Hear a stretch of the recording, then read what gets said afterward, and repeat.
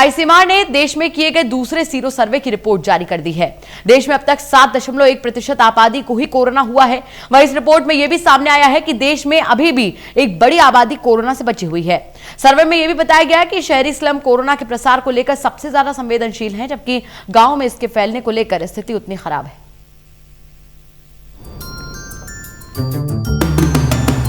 देश में कोरोना बीमारी के असर की स्थिति को जानने के लिए किए जाने वाले दूसरे सीरो सर्वे की रिपोर्ट को आईसीएमआर ने जारी कर दिया है। इस दूसरे सीरो सर्वे की रिपोर्ट कई अहम बातों को सामने लेकर आती है।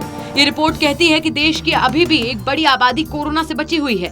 सीरो सर्वे में बताया गया है कि जहां पिछले सर्वे में देश में कोरोना बीमारी का प्रसार 0.73% था, वहीं अब यह बीमारी 7.1% लोगों में फैल चुकी है, अर्थात लगभग 8.5 करोड़ लोग इससे प्रभावित हो चुके हैं। And overall prevalence of infection was found to be 0.73%, and you can see the confidence intervals are written there. Next please. The second survey was slightly changed in the sense that we thought that younger individuals are also getting affected, so we said that we will estimate the prevalence among individuals above 10 years of age, not 18, above 10 years of age. ICMR ने इस दूसरे sero survey को 17 अगस्त से 22 सितंबर के बीच में किया। इसमें शहरी इलाकों के 700 गांव, 21 राज्यों के 70 जिले शामिल हैं। इस सर्वे में ये भी सामने आया कि अर्बन स्लम के 15.6%, नॉन स्लम के 8.2%, गांव के एरिया में इसका 4.4% प्रसार हो चुका है। दिल्ली में जहां पहले सीरो सर्वे में 23.5% प्रसार था, तो वहीं दूसरे सीरो सर्वे में ये 29.1% तक हो गया।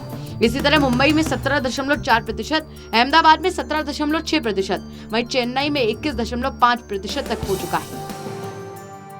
And the prevalence is not different by age group or gender.